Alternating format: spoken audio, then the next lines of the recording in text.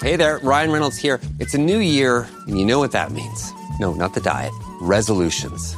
A way for us all to try and do a little bit better than we did last year. And my resolution, unlike big wireless, is to not be a raging and raise the price of wireless on you every chance I get. Give it a try at mintmobile.com/switch. $45 upfront payment required, equivalent to $15 per month. New customers on first 3-month plan only. Taxes and fees extra. Speed slower above 40 gigabytes on unlimited. See mintmobile.com for details. Your neighborhood just got cooler with Kroger Delivery's refrigerated trucks. Simply order groceries at the same great prices online as in-store, and we'll bring them to you fresh every time. And if that wasn't cool enough, you can now earn 4 times the fuel points after 4 with your digital coupon. Choose a next-day Kroger delivery time slot for 4 p.m. or later on Tuesdays, Wednesdays, and Thursdays. Must deliver by February 4th. Restrictions apply. See Kroger.com for details. I love my wife, but like most couples, we had different sleeping needs. One of us likes it warm, and the other prefers to stay cool. I found the perfect fabric to keep us both comfortable. Viscose from Bamboo. I'm Tyler, founder of Cozy Earth. Cozy Earth offers the softest, most comfortable sheets, towels, PJs, joggers, and more. If you sleep in our sheets for 100 nights and don't absolutely love your experience, we will refund your money, no questions asked. Go to CozyEarth.com/Spotify and use code Spotify to save up to 40%. That's CozyEarth.com/Spotify. Welcome to another Find the Edge production for the Premier League Cricket Club. Connecting players and coaches, clubs and leagues, volunteers and supporters alike, you're in the right place for the best of the 33 ECB Premier Leagues and the 20 NCCA counties, bringing you the stories, the stats and the standout performances that make this game great. Don't forget to hit the subscribe button to both our Premier League and NCCA shows so you don't miss any episodes. Now, shall we get stuck in?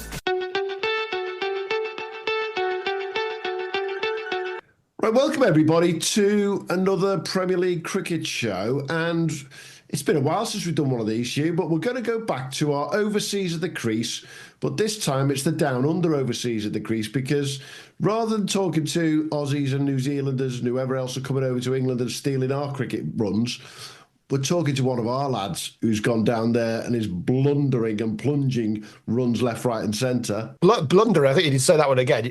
Plundering. That came out as blundering. Should have been bludgeoning, shouldn't it? Bludgeoning. There we go. Bludgeoning and plundering. There we go. One of our lads who's bludgeoning runs left, right and centre down under for us. But not only is he bludgeoning runs, and I will introduce him in a second, but he's also become a blogger, a horse racing enthusiast. Oh dear. He's been to the MCG for the Boxing Day test, and today's been to the Aussie Open, and I'm wondering if we're ever going to get back. Mr. Noah Kelly, are you coming back to Yorkshire? How you doing, mate? Hi, guys. Yeah. Not sure about the horse racing enthusiasm. Well, you've been a few times. I have been a few times, but only when it was raining. So. But there you go. That's about it. Great to speak to you. It's been a while since we spoke, obviously, back in this country, and you've been down there in Oz for a few months now. And simple question to start: how are you enjoying it, mate? Oh, look, it's incredible out here. The weather, the people have been really welcoming to me. The cricket's been amazing. Really lucky at Beaumaris. We've got a really good set of lads, and we've been battling well in the league, sort of mid-table now. Mm-hmm. But yeah, just the lifestyle. Like, everyone's so active. Everyone's outdoors. Just feels like it's like an English summer, but about 10 times better, I'd say. Whoa! Don't, he's just insulted a Yorkshire summer there. Yeah, Jeff Absolutely. Boycott will be after you. Yeah, careful. We won't tag Yorkshire into this, obviously, in the slightest. Hey, no. We've seen from what you've been putting on Instagram, mate, and obviously your blog's been great with Yorkshire as well and what you've been getting up to down there. But the main reason for being down there is basically to keep developing your cricket and playing cricket throughout the winter. And you've certainly been doing that, haven't you? Yeah, I mean, it was a pretty easy decision to come out straight after my A-levels. Obviously, there's not much pull to being cold, wet in Leeds during the winter, where you could be outdoors playing cricket and, learning during the games, which I think is the most important part of anyone's development, is actually in the middle. So yeah, it's a bit of a no-brainer really when the opportunity came up, and I could get out here for the first time. I know you say it was an easy decision, but I mean, all the mates you've grown up with through school and things like that, the non-cricketing friends, I assume they've probably gone off to university. And you've obviously signed your Yorkshire deal, absolutely fantastic. But it's a bit of a crossroads for you there, isn't it? It's not like first-class cricketers, county cricketers get paid Premier League football money. But there was still a bit of a decision to make. But obviously, you've gone down the cricket road. Did you feel a little bit sad, maybe seeing your friends disappear off to university? Yeah, a little bit. But I see this as a bit of like in a university year in a way. I'm moving. It's as if I've moved to the other side of the country. Like, it's not like I'd be able to come back every weekend if I was in the University of Exeter or whatever.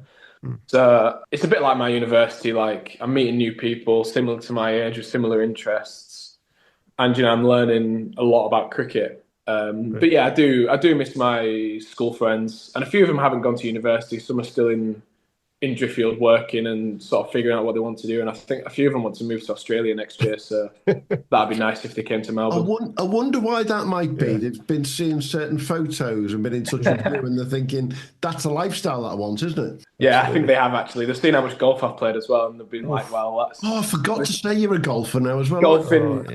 Golfing winter is just no fun, having the placemats and temporary greens or whatever. So I think that was one of the pull factors as well. Have you actually been re-handicapped since you're down there? No. Does that mean that when Yorkshire have their golf day, there's a bandit coming back? No, not by any stretch. I haven't played regularly enough to get any better, to be honest. I think I'm getting worse. But the golf is actually really good out here. Like, we played a golf day down the peninsula at St Andrews Beach, and we saw the kangaroos on the green, classic Aussie, like, tee boxes up high. Oh, it was sensational. Yeah. I mean, just bringing it back to the cricket, which is obviously the least important thing of a year, cruising around Australia. Obviously, you signed with Beaumaris. They're a big side, Southern Bayside comp. So you've got the two systems in Australia. You've got the grey cricket system, which is the kind of people looking to get into state sides, which kind of is a little bit irrelevant for you. And then you've got this sort of separate comp. So obviously the standard is very high in both. How does it work? How do players, local players, how are they choosing, which sort of route to take? Yeah, so grade cricket in the top league, there's no promotion or relegation. So it's a bit like the old Yorkshire League where they have loads of teams. They have about 18 teams or something like that, and they just play, and there's no relegation or promotion. And then they'll have obviously first grade, second grade, all the way down in Prem cricket, and second grade will always play against second grade, third grade, fourth grade, which happens in some Premier Leagues, I believe, as well, back home. Mm-hmm. And then you've got your separate comps, like Southern Bayside, which is what I'm playing in, and then there is actually a sub-districts one, which is similar to us, but is recognised by like Victoria and has a wider travelling area. So Southern Bayside, I'm only travelling maximum half an hour to play a game, whereas the sub-districts will travel across Melbourne. Wow. Standard-wise, for our league, you're looking at sort of second grade for your top clubs and then moving towards like a lower end of the second grades for the bottom end of the clubs. Okay. Maybe possibly third grade for the guys at the bottom. Mm-hmm. And yeah, a lot of people start at clubs in the area. It's quite a nice area, the Bayside. And then when they get a bit better, sort of 19, 20, we've had two lads go to Prem cricket this year. Right. So they've gained experience at a smaller club and then made the jump to St Kilda's to start in their third and fourth grade and try and work their way up. And then the flip side of that, there's a few guys who finish up in Prem cricket. So our captain at the moment, Adam Bull, played 20 odd years in Premier cricket and scored loads of runs, averaged late 30s up in the batting. And now he lives near Beaumaris, so he's come back to Beaumaris to captain and play. So I think we send players when they're young to play in that sort of level, mm-hmm. and then when they retire or they want to relax a bit more, I guess, because I think grade cricket is very intense. When they want to come relax a little bit more and play with some of their older friends, they'll come back to our comp. So in a way, that strengthens it as well. The obvious question, though, is the comp you're in. It's not quite first, but it's sort of crossing over by the sounds of things with second. In very simple terms, compared to Yorkshire League North, where would you put it? Yeah, I think it's tough because I think so the best teams in the Prem North are better than the best teams in the Bayside. Because if you look at like York, any week they could have 6 professional players and ex-professional players playing. Whereas you don't get that in the Bayside because they go play for their grade clubs. So like St Kilda have Marcus Harris, like Glenn Maxwell if he was fit, and they could have like the top Victorian players, whereas you don't get that in the Bayside. So I'd say, but the majority of the teams who don't have the luxury of having professional players, I reckon it's pretty similar to the Bayside. I think Beaumaris would probably finish mid to table in the Prem North, maybe a little bit higher. But again, it's just when you play the best teams back home, they're the best teams because they've got professionals. That's the only difference. And again, it sounds like the difference at both down there and back to home is the same thing, which is how many of those pros are being pulled down to say, right, you're going to turn out for York this week, or all of a sudden you get 3 or 4 turn out because they're not playing for Yorkshire type of thing, isn't it? Yeah, exactly. And back home, we obviously get a lot better overseas players because they have to be first-class players, whereas in Australia, they get English players like myself, are young, just finished A-levels, and a lot of lads come over who aren't obviously going to be, haven't got like first-class records and stuff. So I guess if you played like a weaker team back home, their overseas could still take a 5 and score 100. So I guess that adds to the quality as well back home. You talk about lack of quality, but I mean, you've replaced Ian Cobain at Beaumaris, who 2 years ago was playing in the Big Bash, and he's a legend. About 50. And I mean, obviously he seems to have played for everybody in England, and he's also played for pretty much everybody in Australia. So coming in and replace, you're not replacing, you're the new pro. How have you felt that coming in? I mean, they've had Mr. Experience, club cricketer there, 38, 37 years old, and you rock up. Were you 18 when you arrived, or 19 when you arrived? I mean, that's a hell of a shift. Have you felt any pressure coming in? Not really. I think so. Ian came over when he was my age to Beaumaris, and then he didn't come back for a while, and then he came back in the last few years. So what the lads were saying, it never felt like they had like an actual overseas, because he was always around the club. Like even if he was at other clubs, he'd still come back to Beaumaris after games and stuff like that. Oh, so they were like, oh yeah, this is like our proper first overseas in a while. Just because Cowie lived out here for so long. But, I mean, obviously he's a big name to follow. Cowie's had pretty good career in the T20 stuff and in first-class stuff with Gloucestershire. And he scores heaps of runs as well over here and back home in club cricket. So I guess there was that added pressure, but I don't really think I felt it too much. I think the lads were pretty good with that, not mentioning it, which was nice. I mean, you're averaging tick under 40 at the moment, which I think I squarely put down. So we tried to arrange a chat on the Friday, and you were doing a Christmas barbecue at the chairman's house, and then you probably got 2 the next day. So was that a hungover 2, or were you well behaved? Absolutely not. It was I can't get off strike, so I'm just going to flash it a wide one sort of 2. Pretty standard, really. Bad luck. I was just looking at that. I saw that too, because you'd had a great run of form, I think, before that.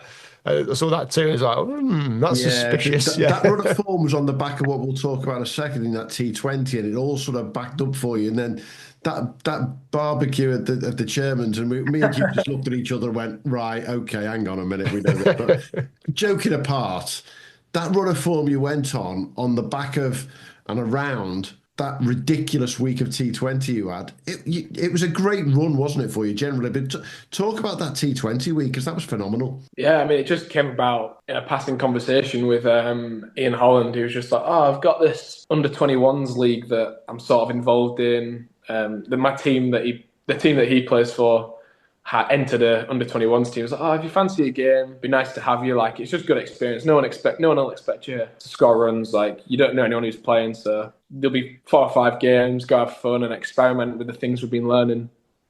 So yeah, rocked up half an hour before the start, met everyone. We had 9 players for the first game because 2 lads pulled out on the way. So we had a sub fielder. So there was me and Rishi Patel, obviously at Leicester. He was captain, and we were just like stood in the field thinking there's so many gaps here. There's no way we're going to win this. And And yeah, we won the first game, and then we managed to get a few more. The lads managed to turn up for the second game. I think we won. And yeah, we got through to the finals, won the semi-final, and yeah, just lost in the. But they had a pretty good team. They had a few lads who play like first grade Premier cricket, and there was one lad who's played Australia under-19s, I believe. Mm-hmm. So the final was a pretty good contest. But yeah, it was just a weird sort of like 1 week I didn't know about it, and the next I was in the middle of the finals. So it was. Hang on a minute. You've been polite, like a proper team player there. I don't give a about what you did as a team. 300s and a 50 in 5 games, Noah. Talk about what you did instead. I mean, come on. By any standards, that was a win for you. Yeah, I mean, yeah, it was not. I sat well. Yeah, I got 100 in the first game, just out of nowhere. As you do, turning up half an hour before, not knowing anyone. Best went fresh. Like it was, I don't know, just sort of clicked into gear, and then we were playing the next game, and I just sort of just started seeing it quite well. Really, there was a lot of spin because we played on some very dry wickets. Okay. That were used because obviously we just kept using the same wickets across the game, so we just kept getting more and more like dust balls. And I feel like spin's one of my strengths in T20s. So I feel like I sweep quite well, which I think is the main thing in T20s. So I felt like it sort of teed up in my game. And then basically what I tried to do was I tried to get to 10 overs and then take the power surge for them 2 overs. And then that had just kickstart the last 8 and just try and whack it from there. And it sort of worked out quite well in the end. But yeah, I was pretty pleased with myself. Correct. Yeah, I mean, we bumped into you in Driffield in a Derbyshire 2s versus Yorkshire 2s game, and I think you did pretty well against Simon Patel that day. I think you sent him into the car park with a sweep, did we? Was that right? I do remember that, yes. Something like that, yeah. We were chatting with your mum anyway. She was very nice. You outscored Rishi Patel in that week in the games he played, and he's a big hitter as well, isn't he, Rishi? You've got to think, when you're starting to play alongside the likes of that, your confidence level must go through the roof. Yeah, I mean he's had such a great year in the Blast this year, and it's been leading up to it. To be fair, he had a good year the year before as well. And on top of that, his red ball game's in a really good place at the moment, playing England Lions last year. So I learned a lot from him actually in them few games. Because in between games, we went to like coffee shops, and I asked if we could go to lunch together and just ask him loads of questions and stuff. Because his game's sort of where I'm trying to put it in terms of being an all formats player. So it's really interesting to talk to him of how he's still changing his technique, or he's still working on certain things, just trying to get better. He's absolutely smashing it out here. He's playing in a similar comp to the Bayside, but it's called the Victorian Sub-District Association. He's absolutely piling them on. So I think I'm meeting up with him in the new year. We're going to have a net and just keep in contact that way. So that'd be quite nice.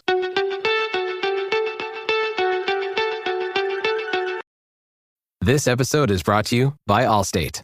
Some people just know they could save hundreds on car insurance by checking Allstate first. Like to check the date of the big game first before you accidentally buy tickets on your 20th wedding anniversary and have to spend the next 20 years of your marriage making up for it. Yeah, checking first is smart. So check Allstate first for a quote that could save you hundreds. You're in good hands with Allstate. Savings vary. Terms apply. Allstate Fire and Casualty Insurance Company and Affiliates. Northbrook, Illinois.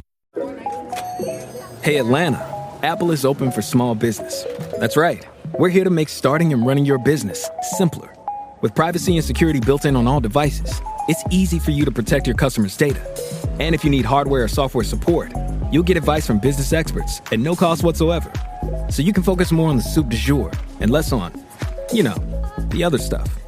At Apple, we're open for your small business. Go to apple.com/small business or visit an Apple store to learn more.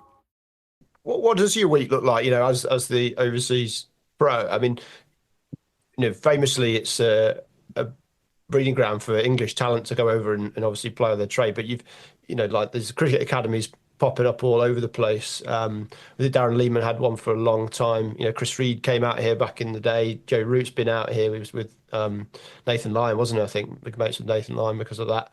There are lots of young English players coming over and using it to, train as well. Yeah, I think I saw on, I think CricX might have put something on. I think it might have been on one of the Australian websites. It was something like 300 English players are in Victoria alone playing cricket, which is remarkable. But yeah, there are a lot of training camp. So I did the ICP on a Wednesday, which is the International Cricket Programme.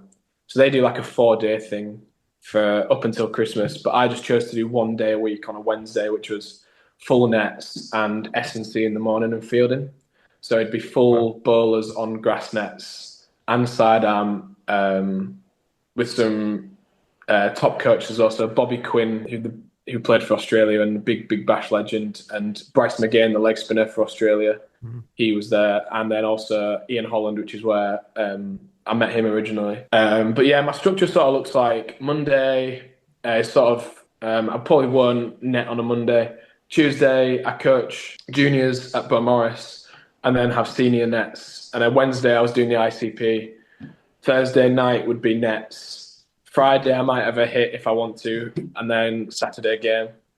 So I've got a lot of free time to sort of do what I'd like, as well as keeping on top of my gym and fitness and stuff. Because as much as cricket is a big part, I think fitness is, you want to come out and then come back in a better place with your fitness, because otherwise you might as well just stayed at home and not made use of the facilities out here and the good weather. And how does it look when you're playing a 2-day game and you don't get a bat? This week, yeah. So we're in the middle of a 2-day game, and Bentley batted for 72 overs. So then there was 8 overs left in the day, -3 for changeovers. So we had 5 overs batting, and I'd been keeping all day.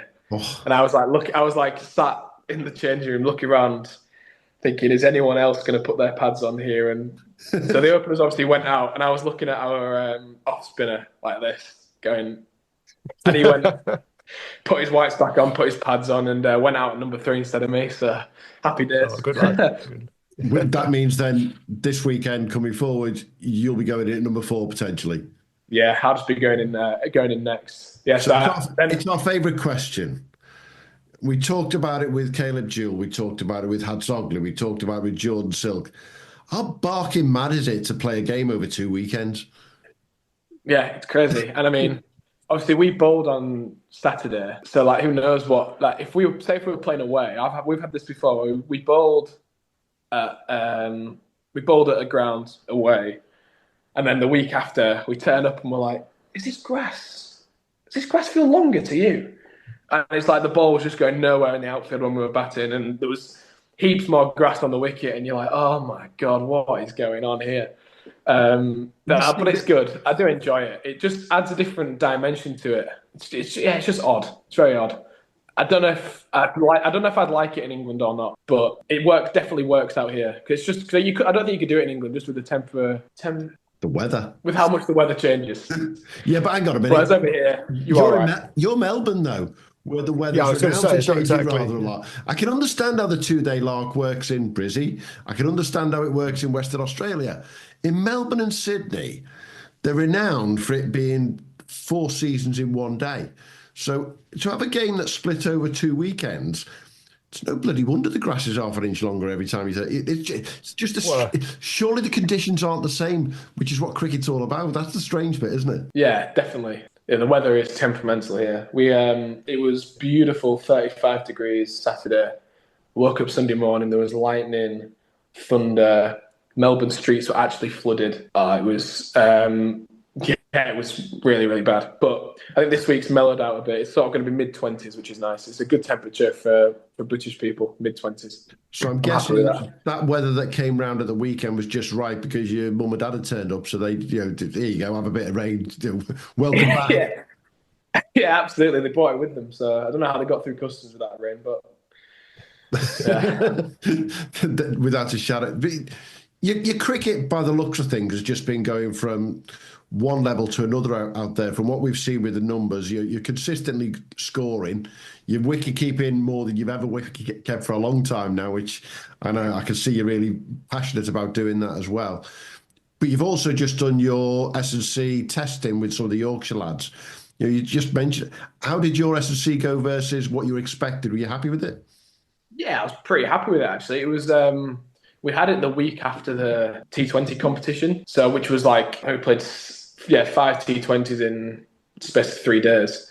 So I was pretty exhausted. So my cardiovascular system was pretty good that testing because I'd just been batting or whatever. But yeah, I was pretty happy with my strength and the way things were. And back home, I've had feedback saying they were pretty happy with it. Yeah, it's good to know that the hard work you put in, you do get out. And I did feel it in the games as well. I felt I was in pretty good nick, like condition-wise in my body, when I was able to carry on batting throughout them innings. Which I think it's always good when you know your fitness is in a decent spot, because it's something that you can just control no end. Like, it doesn't matter if you can score runs or not, you can control your fitness. And it's something that you tend to blame if you're not scoring runs. You're like, oh, well, I'm not fit enough. So if you can just leave that out of it, you can just focus on your cricket, which I think is just a really good thing. Taking you back to the summer then, it was a big summer for you. We spoke to you, I think it was in Feb, wasn't it? And you'd not been picked for England under-19s. England under-19s then went out to bat in South Africa and looked like they were very short of a left-handed person that could handle some pace. But anyway, won't talk about that. But then, so you had that disappointment, but then obviously you signed your Yorkshire contract. Was that something that came out of the blue, or is that something that built over a period of time? No, it really did at the time. Like, you never really, obviously everyone knows that your last year you're going to get signed or you're not. But it never really crosses your mind, because it's something you don't really want to think about, because it's like, oh, well, when is this conversation happening? And it just sort of happened that we were playing, the academy play against the league under 21s. So we were playing against the Bradford League under 21s. And after the changing room, Tom Craddock just pulled me into the after the game, Tom Craddock pulled me, mum and dad into the change room. And I was just like, well, this could be, I don't know if it was England 19s, I didn't know what it was. And yeah, he just went, the club would like to offer you a rookie contract, just straight up. And I was like, fantastic. Oh my God. And I sort of looked around, and mum and dad were just in shock, looking at each other, like, we just did not expect the news to come middle of the season whatsoever. But yeah, it was a really, really, really nice moment. But it just so happened, it just came about out of nowhere. And how did it feel moving on from that? Then playing after you've signed that, did you feel different? Did you feel some more pressure when you're out playing? Yeah, definitely. I think anyone who says it doesn't is lying. Especially when you're going back and play under 18s and academy stuff, and you're the only person with your name on the back. It definitely added to the pressure, but I don't know. I think it's nice to have that experience for when you get older, because you're always going to have pressure on. It's not like at our age we get media slandering us. So I guess in a way it's a way of creating pressure, which you might face when you're older. So you just sort of tried to take it in my stride, but it was tough for the first few games, definitely. Seems like you have, moving out to Australia, it's that same, you're essentially doing the same thing, aren't you? You are, these people have flown you halfway across the world. You got to perform, and many overseas pros don't. Yeah, I got ran out first game of the year. I'd hit it to the gap, shouted yes, and the other lad said no, and I was big full length dive that far out, and I got one off about 5 balls. And obviously we're in Australia. Like, I did not, as I was walking off, you've come all the way for this. Barry will send you back. I'm like, lads, I'm just walking off. Like, it was unbelievable. Just getting absolutely sprayed. Like, it was the first innings as well, and I'm a keeper. So I was like, well, I don't think they quite realised that I'd be behind the stumps for the next 50 overs. Excellent. But yeah, I just couldn't believe it. It was a bit of a wake-up call to Australia. Did you give it back? No, definitely not. Pretty quiet game. Just about won in the end. Yeah, I was going to say that Melbourne accent versus that Yorkshire accent. It must be some interesting dialects going on between you, shall we say? Yeah, some of the conversations might have needed translation. Because you've got a Yorkshire guy trying to speak English and Australians trying to speak English as well. So, well, I know even I would say the Yorkshire guy's going to win that one, but that's dead easy to say, isn't it? To say the least. You say it so matter of factly about being offered this contract mid-season last year, but you'd scored. I'm looking at your numbers for the last few years now, where you've scored 1,800, 1,500, 1,670, 1,600 runs in total in your play cricket runs. You don't do that if you haven't been working hard at it, mate. There's a lot of effort goes into that. And as you said earlier, that was around the last 2 years in particular, around your A-levels as well, which put that extra pressure on you. I think your contract's fully deserved, but do you think that you could be a nice sort of, how can I put it, a flag bearer for what hard work does take to get there as well? Yeah, I think definitely, but on the flip, everyone's in the same boat with your A-levels. So I think it is tough to prioritise the right things at times. I found it hard during my A-levels to prioritise actually spending time with my friends, to be fair. Because I was either revising or playing cricket. I didn't really have that in between. And I guess the cricket turned into the social, which was fine because I've got some really good teammates at Driffield and at Yorkshire. But yeah, I think the hard work sort of came during COVID when we were allowed that half an hour of free time. It was like, right, Dad, we need to get out of the house. We'll have half an hour on the sidearm. And I think genuinely we did every single day for a month, just half an hour in the nets. Not because I necessarily wanted to, work hard at my cricket. I wasn't locked in so much to my cricket. It was more just to spend time with my dad, spend time in the fresh air. And I think that just really helped, just getting stuff done like that. It didn't feel like a chore, like sometimes netting can. So I think that helped massively, just making sure I understood why I play cricket in the first place is to get outside. But that just tells me one thing and one thing alone. It's the old adage, is that you've got a work ethic, mate, and that's what counts, isn't it? And when you see someone playing the amount of bloody games that you've played over the last few years, I mean, me and Hugh look at numbers week in, week out. The amount of cricket you've played is just a ridiculous, but that hard work and that ethics there, and that's built in from your mum and dad, full stop, isn't it? Yeah, definitely. Them two worked hard in their careers, in the careers to get to the jobs they're at. And yeah, during COVID, it really showed. Dad was willing to come down to the net, smut every day, throwing balls on the sidearm, whether his shoulder hurt or not. But it just helps us get outside. And I've just got one of those new short sidearms. Oh yeah, I can't use them. It either goes straight up or straight down. No chance. I'm all right with the bendy one. Yeah. I'll give you some advice. I'm sure Noah will back me on this. Keep persevering. Practice. It will come. Yeah, it's not very good when you've got a 10-year-old daughter that you're doing it at, and you just beam up, bouncer, floor. Yeah, it lasts about 3 balls and it's out the back. I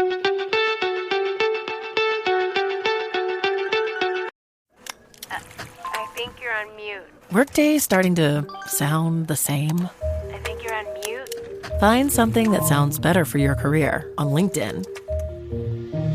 With LinkedIn Job Collections, you can browse curated collections by relevant industries and benefits, like flex PTO or hybrid workplaces, so you can find the right job for you. Get started at linkedin.com/jobs. Finding where you fit. LinkedIn knows how. The new year is the perfect time to start fresh. So why not make it delicious? Start your day with Bob's Red Mill 100% whole grain oats. One simple ingredient with endless possibilities. Whether you're a sweetness savorer or a good health guru, with Bob's Red Mill, you can have a naturally delicious breakfast made your way. So savor your mornings with premium oats, perfected by nature and made to be shared. No matter how you top your oats, you're always welcome at our table. Look for Bob's Red Mill oats in the blue bag. Speaking of working hard, what was going on with Alec Drury this summer? What's going on there? Oh, it was so good to witness it, first of all, from the other end, for the few of the games. I don't know, he just kept scoring runs. And again, he does work so hard at cricket. He loves cricket. Obviously works in a cricket shop with his family, so he always sends me videos of Dad throwing tennis balls at him down the aisle, just as jokingly. And he's always trying to pin his dad in the ball bounces at his dad during the shop hours. But no, seriously, he I think indoor net. Yeah, pretty much. I think this year he has such a clear understanding of his own game. He knows exactly where he scores his runs. And I'd love to see a wagon wheel, because he just manufactures his innings around being really good through the covers, being really good through the offside, and then managing risk as well. He knows exactly when to take on a spinner. He knows exactly when to just nerdle them and get them through to drinks and stuff like that. And he just kept scoring runs. When he scored them 3 in a row, we were like, oh. He was like, we were saying as he walked out, we're like, you're not going to do 4, are you? He's like, maybe, we'll see. And they just went and did 4. We were, by the end of it, instead of clapping, we were just laughing. We just could not believe what we were witnessing. When he was just scoring 100 after 100, we were just laughing. It was so good. Just for listeners there, Alec Drury, who finished, I think he's second in the country in Premier League runs, scored 1,277 runs at 85.13. This is a lad who, he's always been a gun player, but, his overall play cricket stats, he averaged 70 last year, previous year 40, 40, 20, 38, and 60 in 2019. But, you know, I mean, he was down at 14 back in the day. I was a bit younger then. But, yeah, just had an absolute outlier of a season. Well, not necessarily an outlier, and then his run of scores from the 22nd of June for Driffield, 134 not out, 126 not out, 124 not out, 36, then 139, 127 not out, and 73 not out, and then 68. You know, just this period between, you know, when the pitches got a bit better, basically in the summer, until, well, essentially the end of the summer holidays, he just didn't get out. No, that was it. It was not out at the end. Yeah. That we couldn't. Yeah. It was like he just kept carrying his bat, and just. Was he getting dropped? Was he? No. Was it chances? No, that's the thing. Obviously, it probably. I can't remember the specifics, but it never felt like he was ever going to get out. Like, because he just knew what he was doing and just knew how to score runs. It just makes you look silly sometimes from the other end. Like, he just knew exactly what he was doing. And he's bowling as well. I don't know how many wickets he got there, Hugh, but this year he must have taken in the 20s, surely. He'd had a decent record with the ball. Yeah, for the club, 30 wickets, 29. So, you know, what a player. Just was there anything he did, you know, that he did differently? Or was it just confidence? Confidence is a big thing. When you get that first 100, he then just went on again. Like, because he'd never scored hundreds in the last few years. Like, he'd always had really good 80s and really good 70s. And he'd always said, like, oh, I'm not quite converting when I want to be. I'm not quite scoring them big runs as an opener. So then when he got that first one, I think he just realised, like, oh, I can do it. And then just went bang, bang, bang, bang, and just kept on doing it. And he just had such an ethic of just for scoring runs and just had a hunger for it. And I think that just showed a lot when he was just getting knocked outs at the end and just valued his wicket beyond belief. Yeah, I mean, nearly 30% of the team's runs for Driffield last year. Yeah. In a side that included Noah Kelly. Yeah. And I think you managed 15 games and you averaged just under 50, you know. So yeah, he's the boy's done all right. But you didn't quite fire for Driffield last season, did he? Solid mid-table. You know, any thoughts on, you know, not necessarily what went wrong, but maybe what didn't go right? Yeah, we just didn't have. So in previous years, we've had quite a strong middle order, like firing quite regularly, but it's quite tough, a middle order going out and just whacking it every game. So this year, when at the start of the year, I think we got rolled by Castleford for 27 or something, and Wayners and Eddie Morrison just absolutely teared through us. And I think that just put a little bit of a dampener on the batting group for a little bit and just lacked a bit of confidence moving into the season. So obviously Alec was setting us up and put us into a really good position, and then we weren't quite finishing our innings very well. Sort of that mid to end of the order didn't all find form at the same time, which we did when we won the league. We'd have an opener make 60 or 70 and then the middle order would come out and score over a run of ball. We just didn't quite have the engine this year, which I don't think it was anyone's fault. I think it's just the way the form went and we never really regained it. And then with the ball, Jimmy Hansen got injured a little bit during the season. George was injured a little bit, and we never really had that like solid opening pair throughout the year, which I think is really key in a league hunt for the title. But Mathusan, who was our left-arm spinner, did really well. I think he was second highest in the league, or third. I think he might have been third highest in the league for wickets, and he always brought the game back if we weren't quite there in the second innings. So without him, we might have been a little bit lower in the league. But no, I'm really excited for this year. We've made some good signings. We've got Nick Hardgrave back after a 1-year stint at his local club, Bansburton. He's scored and so many runs for Driffield and taken so many wickets. And we've just signed 2 Hattons as well. Flixton, Elliot Hatton, who scored 90 balls against our second team this year. So it was pretty much of a no-brainer. He's only 20, I believe. So it's really handy to get them 2 signed. And yeah, we just look like, and Jack Redshaw as well, of course, opening the batting and opening the bowling for the last 2 years, which I don't think happens very much in the country, and performing well as well. So yeah, I'm really looking forward to playing next. Still, I'm staying at Drift, travelling back from Leeds to play, just because I just love playing with them so much, to be honest. I have so much fun on a Saturday. Yeah, really looking forward to it. And that's how it should be. We talk time and time again on this pod. It all starts at the clubs. You know, I know. I'll get myself shot here, but I know the ECB have a dream of it starting at schools, but it's never going to happen. It starts at clubs. You know, the clubs is where it all comes from. And the likes of Driffield will have you from the age of 5, 6, 7, 8, all the way through to where you are now. At the end of the day, why wouldn't you want to go back and play for them, eh? Exactly, and they've put so much work into me, that junior section and stuff. And I just feel like it's right, just stay there. My mum and dad and my nana can still come watch me play on a Saturday as opposed to travelling all the way to Leeds to watch me play. Mm-hmm. So yeah, it's just nice. Stay within the Drift family. But you're going to get some opportunity next year, obviously, with Yorkshire, I'm sure.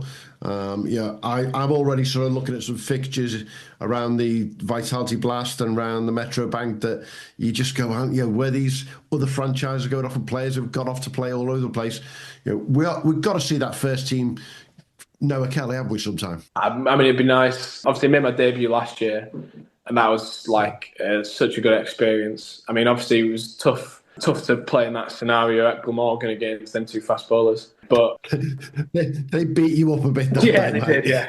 Showed me what the list day cricket was all about. But no, it'd be nice to be around the squad again this year. We've got some really, really good fixtures coming up. I think we play Essex at Scarborough, which is the first one that jumped out to me. That any game at Scarborough in the 4-day stuff, unbelievable. We played. I was 12th man for the Sussex game last year, where we had Ollie Robinson bowling at Johnny Bairstow in a packed Scarborough crowd, and it's so intimate as well. Like they can walk. They could sit right in front of all the players. Johnny was doing autographs all week, doing pictures all week. Scarborough's just one of the great grounds, one of the best grounds in the country, in my opinion. So that one stuck out to me straight away. And then there's a Blast game at York as well for the first time. That's the one I've got. That'd be... Yeah, Bumble fancies that one, by the way. Oh, really? Yeah, Bumble fan. He's put his name down to be on the media there already. That'll be insane. That'll be insane. Definitely. It's it's a few months off until you get back, and obviously you start getting back in there. But have you been in touch with the new coach now back at Yorkshire and started to talk about what the plans are for yourself? Not really about the plans for the future, more just touching base and saying hello, really. It's obviously a new environment for Mags, the head coach, Sad, the batting coach, and just announced Mick Lewis as the bowling coach. So he's actually in Melbourne at the moment. So I think we might be setting up a little bit of a meet-up in February, and maybe a bit of, if I go down to the Victoria Centre and have a hit or something like that, just to touch base again and hopefully start some good relationships moving forward. That looks like a setup down there. I've seen a few, coaching videos coming out of there. That looks amazing, that Cricket Victoria Centre. Yeah, we trained there on a Wednesday when it was raining outside. So we're lucky enough to, it's in the Junction Oval, and it has like 8 lanes. Oh, it was amazing, yeah. And then they have the outdoor nets as well, which probably have 12 to 16 lanes, but they were always being used by the Stars or the Renegades. So we never able to get in there. As they do. To say that. We've talked a lot about cricket. Let's have a few minutes before we let you go off for the day and me and Hugh go to bed. And let's talk about the real stuff that's going on down there. How much are you enjoying, joking apart, the golf, the racing, going to the MCG? You've been to the Australian Open. I mean, how many more opportunities are you going to get while you're down there? I've honestly, and the lads at the club as well, have just looked after me in every regard. So like I used the captains, had 2 spare tickets to the MCG test, happily passed them on to me, which I was so grateful for. The golf, we went to our chairman of selectors was a caddy at the Australian Open golf. So he was like, oh, here's a free ticket to come watch the Days play and watch all the best golfers in the country. I was like, that's unbelievable. And yeah, the tennis last night, our president had a suite up watching Kyrgios play. Jeez. So we were lucky enough to be in there. And that match last night, the Kyrgios versus the Brit, that is one of the best atmospheres I have ever seen it at a sporting event, hands down. And I've been to obviously Yorkshire, Lancashire, Australia, England, Australia, India on Boxing Day. Every time Kyrgios scored a point, I thought the place was going to fall down. It was unbelievable. And there was 4 naive Brits sat in a suite clapping for Jacob Fernley every time he got a point, getting some nasty looks from the crowd. Jacob did all right in the end, though. Did very well, yeah. To say he's only 23, that atmosphere, I was nervous watching, never mind having to serve to him. Yeah. Have you heard this, Hugh? Sweet members. There's no slumming it down there, is there? High society, high society. He even went to the Melbourne Cup. I mean, come on. Well, the Melbourne Cup that's not high society. That's just loads of bogans getting as drunk as they possibly can. For the Melbourne Cup, I was in the owners' paddock as well. Oh, so you're just a posh bogan. We had one of the lads had a horse running. So did he have a mullet? That's the thing. Did he have a mullet haircut? Oh, there it is. It's coming. No. It's coming. Yeah, there it is. He'll be driving a Holden before we know it. The three things. Australia. 3 things. Have you seen a snake? No. Big spider, venomous spider? No. Shark? Yes, but we caught it. Oh. So it was pretty cool. Okay, let's cut to the chase. It all sounds fabulous. What have you been missing? Oh, Christmas was tough. I mean, we spent it with a really lovely family from the club. So it felt we wanted to do it with a family because we wanted to feel like we were at home. And they welcomed us in, without even they welcomed us in with open arms, which was so lovely of them, especially on such an intimate day like Christmas Day. But yeah, it was tough being away from my nana, my brother and sister, mum and dad at the time. You sort of it made me realise that's what Christmas is about, being with your family, and eating some good food. But I think that was probably the only time that I've sort of been a little bit homesick of. It'd have been nice to spend it with my schoolmates as well. But other than that, I mean, I've been seeing pictures of it snowing all week, so that's something I really don't miss. But no, there's been times where I have missed home. Yeah. Any food that you've missed? Yorkshire pudding. Just haven't had one yet. I've only seen them frozen. No one makes their own. I can't believe it. It's like a. You can make your own. It's like I just discovered fire when I said I've got a recipe. It was amazing. I still can't believe there's people in this country that are talking English that can't make Yorkshire pudding. It's the easiest thing in the world to make. It's just and people buy the frozen ones. I'm not getting involved in this conversation. You're not a frozen. Bessie's man. I can't cook. There you go. Yeah. Very, very, very, very little. That's different. But we joke about these things, but they are the small little cultural differences that we know people will miss, and people sort of getting your mum and dad out there right now. I mean, you couldn't ask for a better time to get them out there, could you? No, it's been lovely, and they enjoyed the tennis last night. I'm going to try and get them to. They stayed awake then. Yeah, well, they'd been in Malaysia for 10 days, seeing some family, so it was only 4 hours difference from there to here. So it was lucky that they just sort of landed and just cracked on with things to do around the city. So it's quite nice that they weren't jet lagged for a day or two. It's great catching up with you. No, I mean, it's been a while since we've seen each other face to face, and hopefully we'll get to see you a bit more during the summer. I'm sure me and Hugh might end up at a Yorkshire game somewhere, to say the least, especially if you or your mum give us heads up that there's a Noah Kelly on the team sheet. I'm sure you're looking forward to.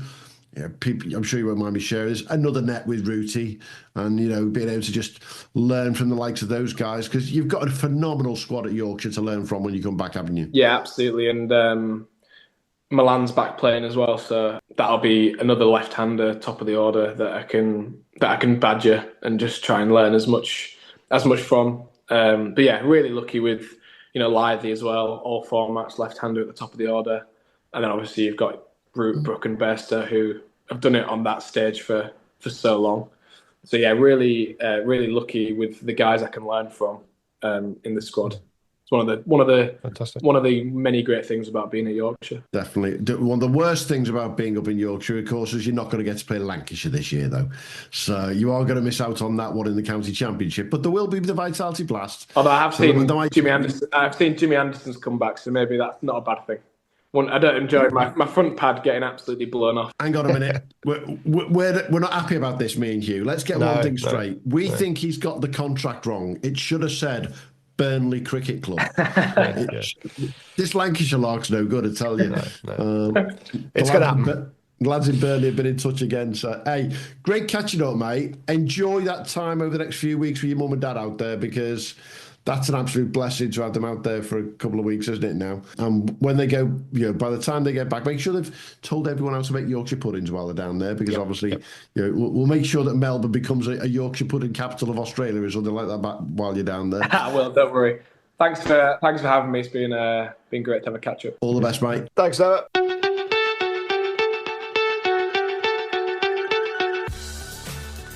Thanks for joining us at the Premier League Cricket Club. We'll be back soon with more from the world of Premier League and NWCA cricket. But in the meantime, don't forget to subscribe, leave us a review and follow us wherever you get your socials. Or maybe check out our website, premierleaguecricket.co.uk, to stay updated. Until next time, have a good one.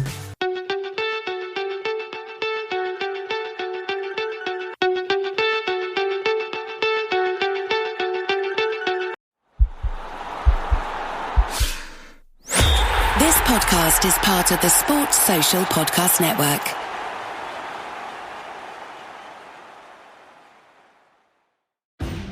At your job, do you ever have to deal with a nose roller? How about a snub pulley? Well, if you're installing a new conveyor belt system, dealing with the different components can sound like you're speaking a foreign language.